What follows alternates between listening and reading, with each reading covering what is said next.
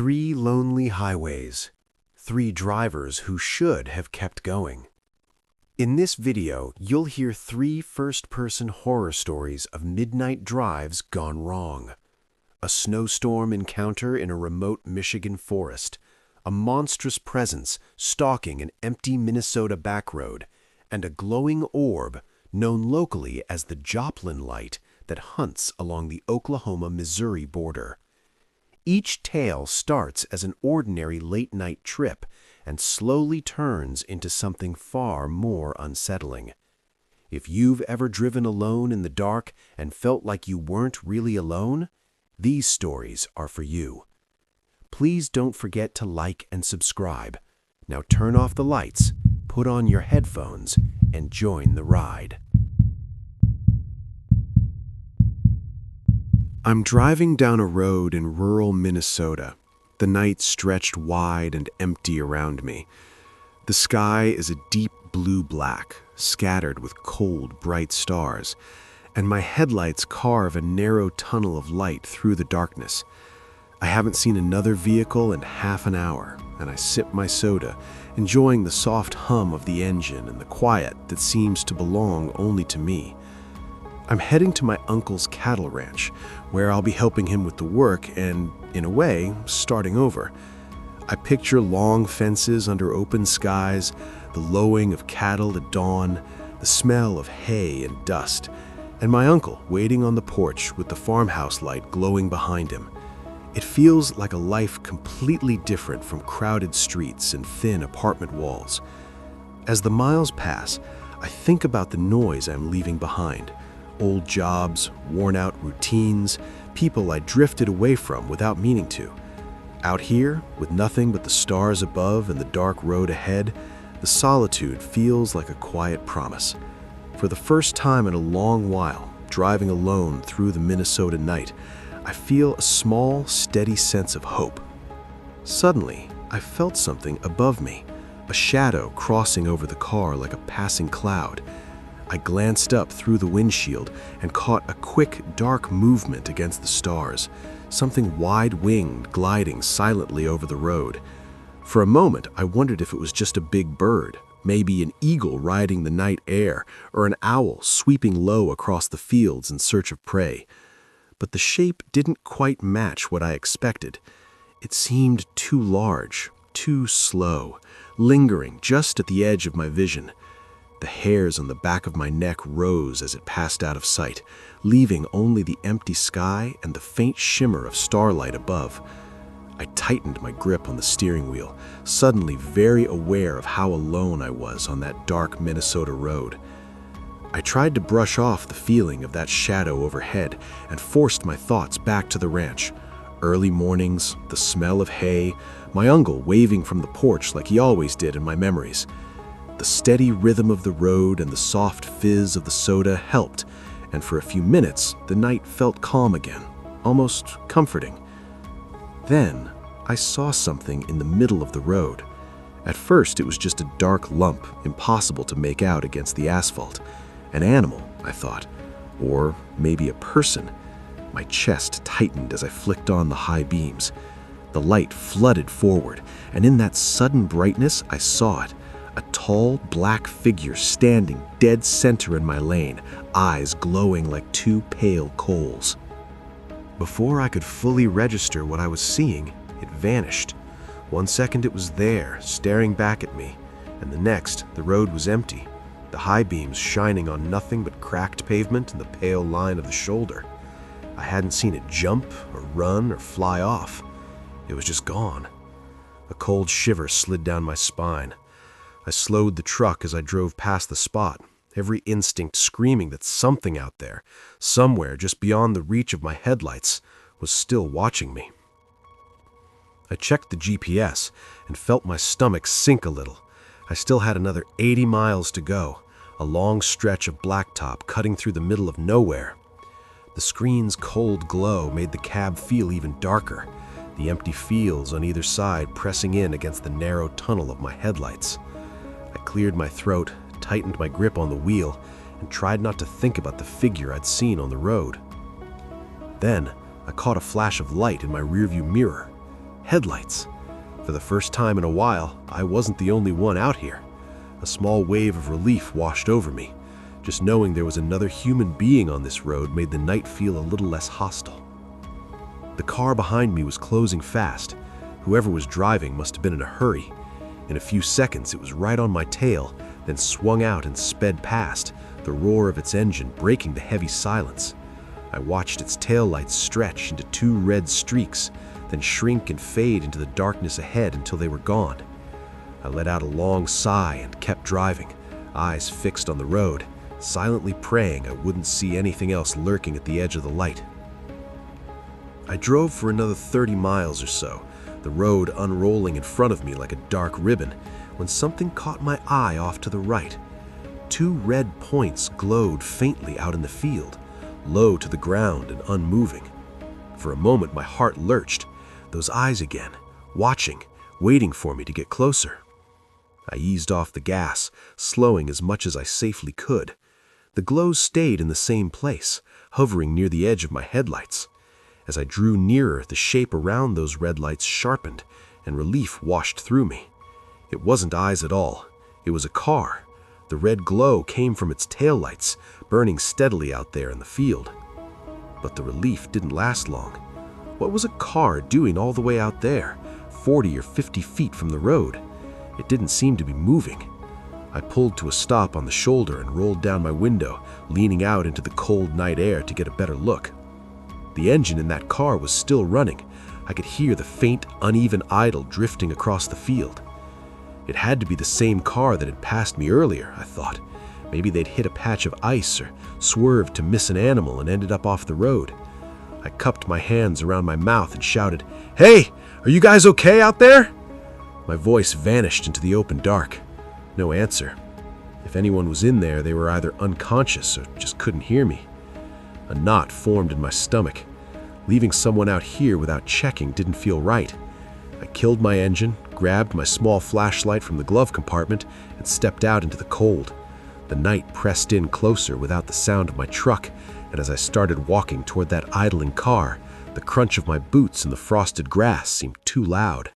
I approached the car slowly, my flashlight beam jittering over the hood and along the side panels. The windshield was completely smashed, spider-webbed glass pushed inward like the car had hit something hard and hit it fast. But there was no animal on the ground, no debris, nothing to show what it might have collided with. I moved closer, my breath fogging in the cold air. The driver's side door was closed, but near the handle I saw it. Dark streaks smeared along the metal and a faint, half-formed bloody handprint pressed just below the window. My throat tightened. I shined the light inside. The seats were empty. No driver, no passengers. No one sprawled in the grass nearby. A chill that had nothing to do with the temperature slid down my spine. I turned in a slow circle, scanning the field and the road, then raised my voice and shouted, "Hello? Is anyone out here?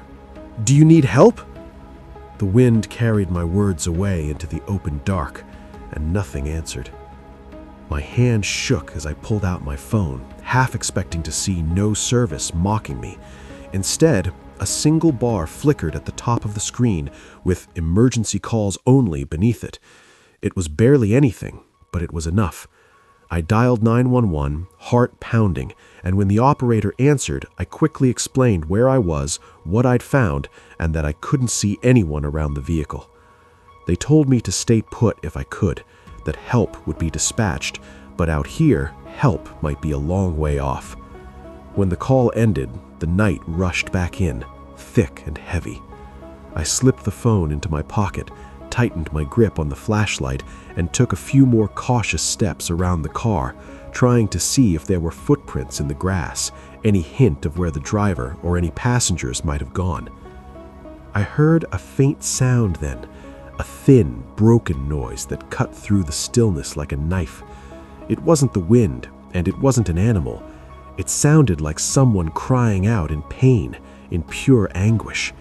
I froze, turning slowly, my flashlight sweeping over the empty field until the beam caught movement far ahead. I walked farther out, the grass brushing against my legs, my boots crunching over uneven ground.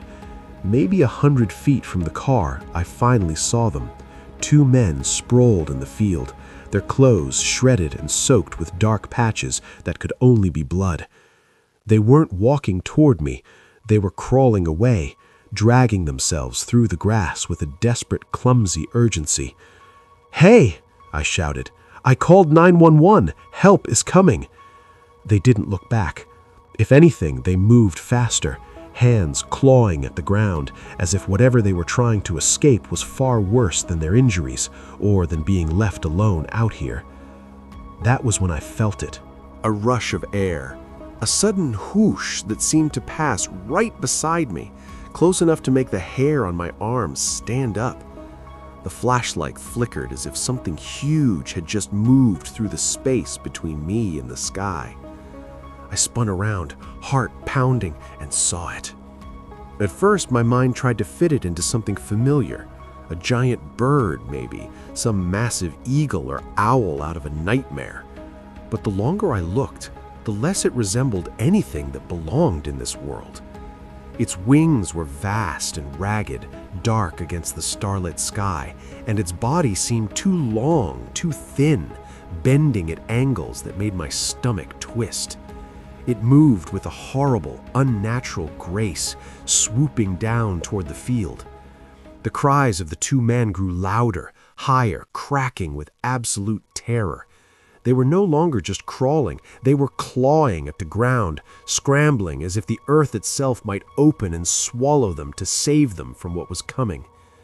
The creature landed in front of them with a heavy, muffled thud.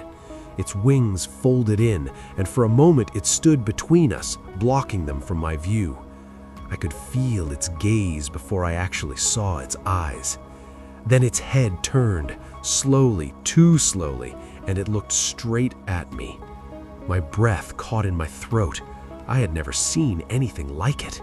Its eyes were wrong, too bright and too deep at the same time, like pits of burning coal sunk into a face that didn't quite hold together. Feathers, or what I thought were feathers, shifted along its body, but they glinted like something harder, sharper. Every instinct in me screamed that this was no bird. What kind of monster was this? I ran as fast as I could, though my legs felt like they were made of water and lead at the same time.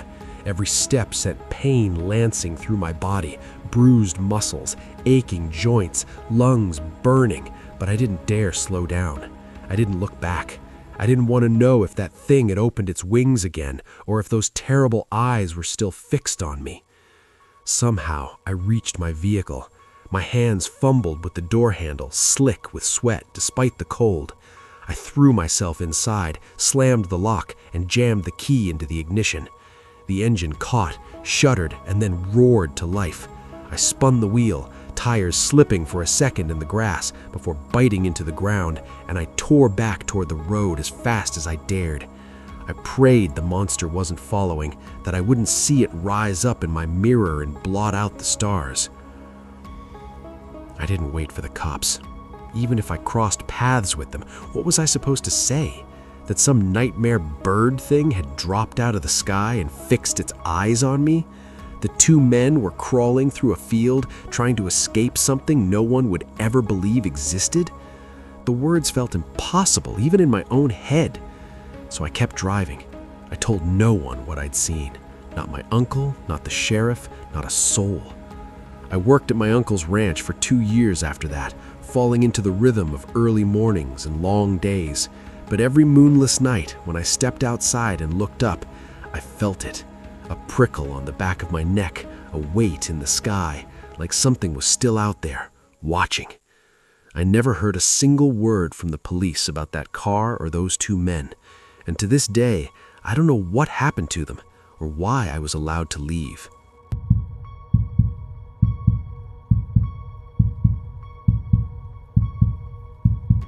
I'm 22 years old, and the highway feels like it belongs to me alone. The road near the Oklahoma-Missouri tri-state border stretches ahead in a pale ribbon, its white lines flashing beneath my headlights and then disappearing into the dark like they were never there.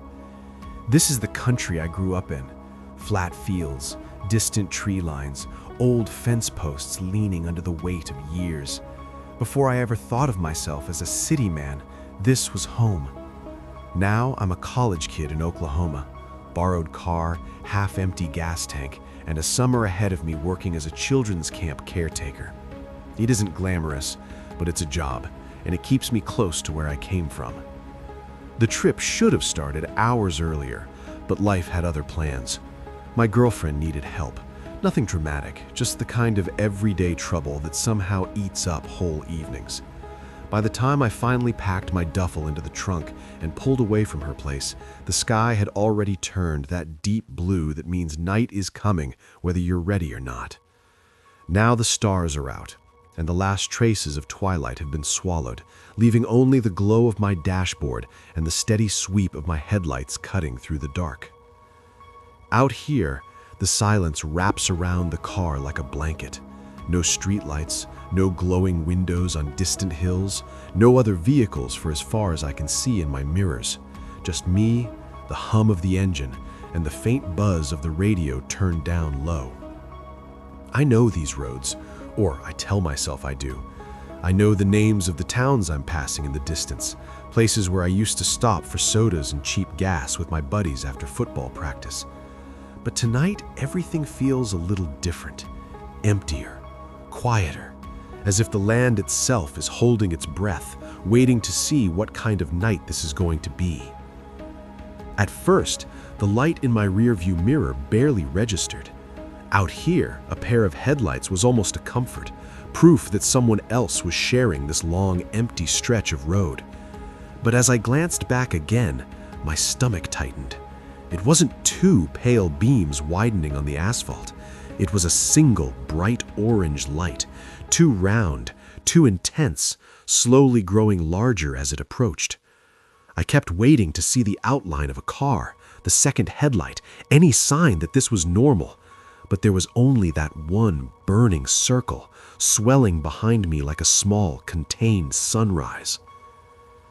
Just when it drew close enough that its glow filled the cabin with a strange, warm hue, it moved.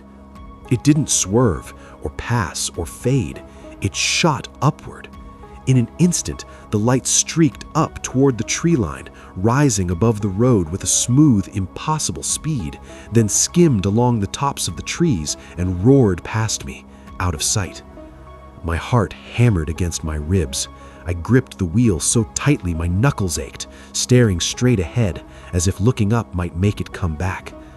I tried to think of explanations, some kind of drone, a weird reflection, a trick of my tired eyes, but none of them felt right.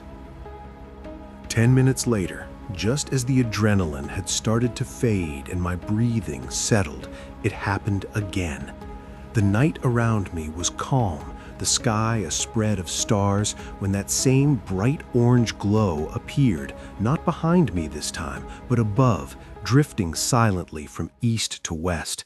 It glided overhead, perfectly smooth, casting a faint tint across the hood of my car as if it were testing its distance, its speed, its angle. I craned my neck to follow it through the windshield until it slipped beyond the edge of my vision, leaving the world darker than before and my mind full of a single unsettling thought. Whatever that thing was, it knew I was here. I pressed harder on the gas, the engine's low hum climbing into a strained whine as the speedometer crept up. The road stayed stubbornly empty, no headlights in front of me, none behind, just the endless dark and the thrum of tires on asphalt. I kept telling myself it was nothing, some odd atmospheric trick or aircraft I didn't recognize, but that thin electric tension under my skin wouldn't go away. Then, up ahead, I saw it again. The orange light hovered in the distance, dead center over the road, as if it had been waiting for me to catch up. I eased off the accelerator and, without fully deciding to, let the car roll to a stop right there in the middle of the highway. The night closed in around me, thick and unnervingly quiet. The glowing sphere ahead of me rotated slowly in the air, its surface shifting like liquid fire. Its intensity pulsed from dim ember to near blinding glare, as though it were breathing, drawing in the darkness, exhaling waves of heatless light that washed over the road and the fields on either side. Each pulse seemed to reach into the car, into my chest, making my heartbeat stumble. Then, without warning, it moved. The orange ball shot toward me with a predatory speed, swallowing the distance between us in a heartbeat, as if it meant to crash through the windshield and devour me whole. I wanted to throw the car in reverse, to duck, to do anything, but my body refused to respond.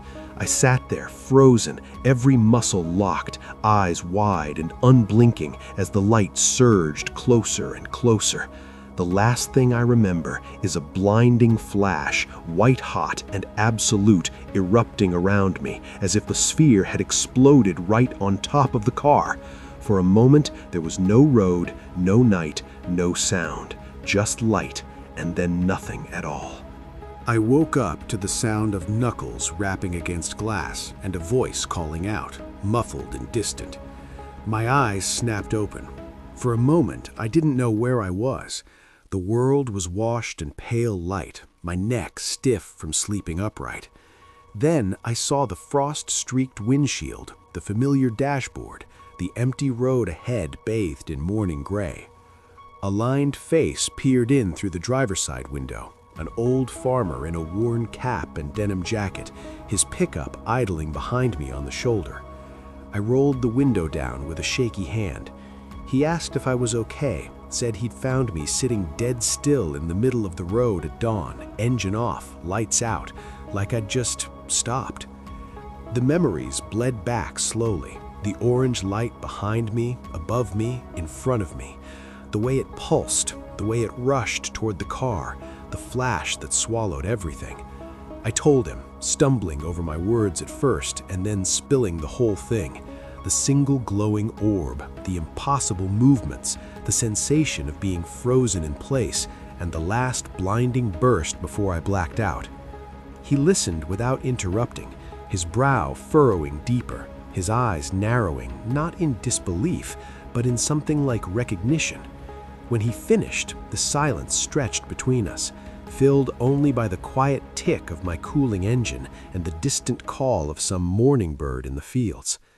Finally, he let out a slow breath and nodded toward the horizon. He said that out here, near the border, people had been seeing that kind of light for longer than anyone could remember.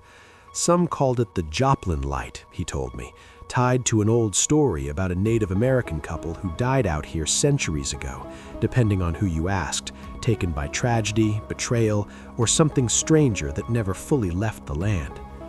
Folks saw it on lonely nights, he said, always on empty stretches of road, always when they were alone.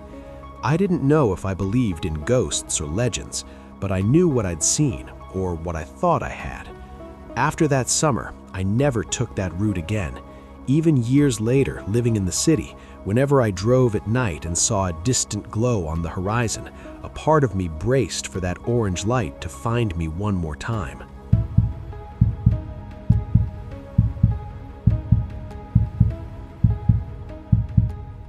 I was driving at night in the Upper Peninsula of Michigan. The highway stretches ahead of me like a dark river, winding through forests that whisper against the cold glass of my windows. I'm on my way to join a lakeside hotel as its new manager, a position I needed more than I care to admit. Despite my girlfriend's worries about the long drive and the isolation of the place, I convinced myself it would be fine. I told her the job would steady things, maybe even set them right again. The road signs grow rarer the farther north I go, their green faces dulled by frost and time. I follow US 141 through a silence so deep it feels almost alive, interrupted only by the rhythmic hum of tires and the occasional sigh of wind across the hood. Somewhere beyond these endless woods lies Keweenaw Bay and the hotel that waits for me at its edge. Remote, quiet, and cold as the moonlit water it overlooks. I had planned to leave earlier, to reach before midnight, but life has its own ways of delaying you when you need to move most. So, here I am, headlights cutting through the dark, the world shrinking to 2 beams of pale light, and the thought that every mile north pulls me deeper into something I can't quite name yet. That was the month of April, but up here, the calendar meant little. Winter always outstayed its welcome in the Upper Peninsula. The late snowstorm had started just as I'd expected, thin flakes first, then a steady white curtain closing in on the road.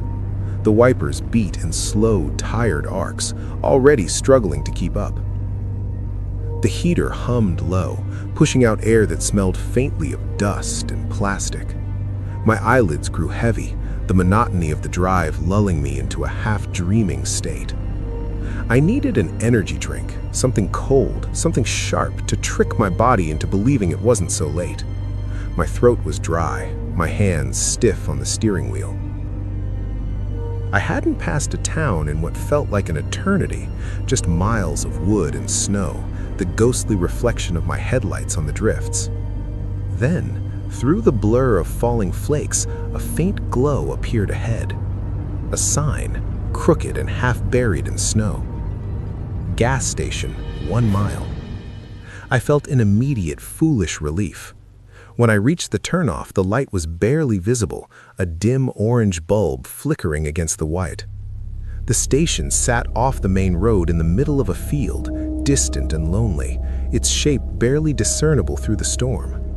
For a moment, I wondered if it was even open, or if some traveler before me had left the light burning. But I turned anyway.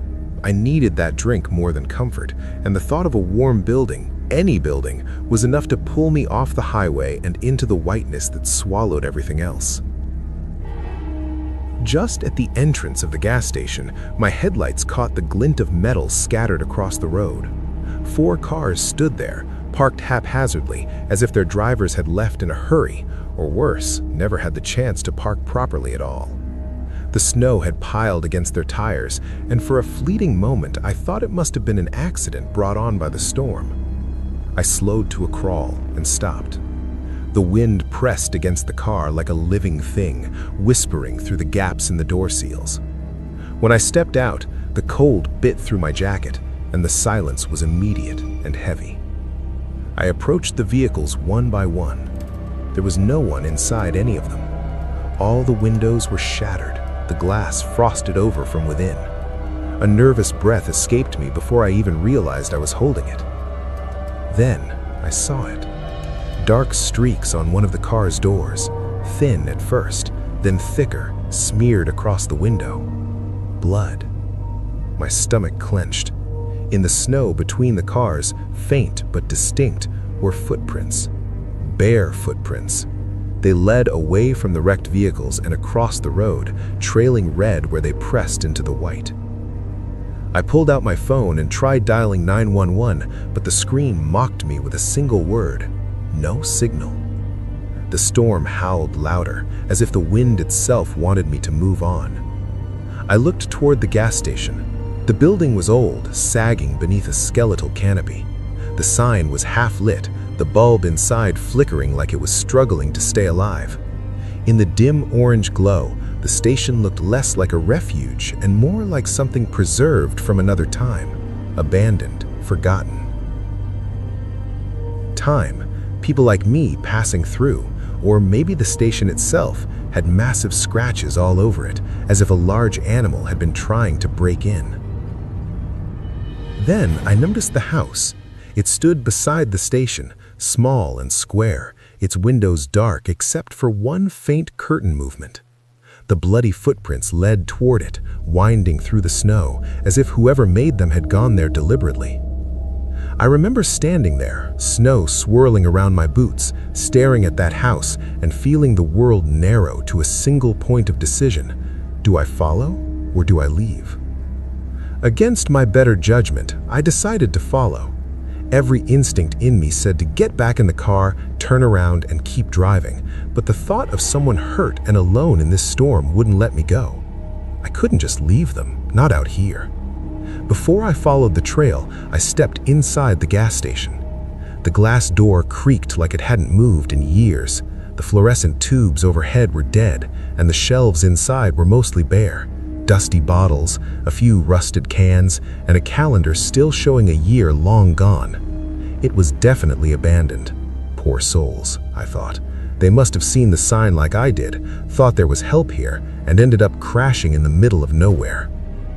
I turned back to the tracks. My drowsiness was gone. Adrenaline replaced the fatigue, each breath a sharp bite of winter air. The tracks led me straight toward the house beside the station.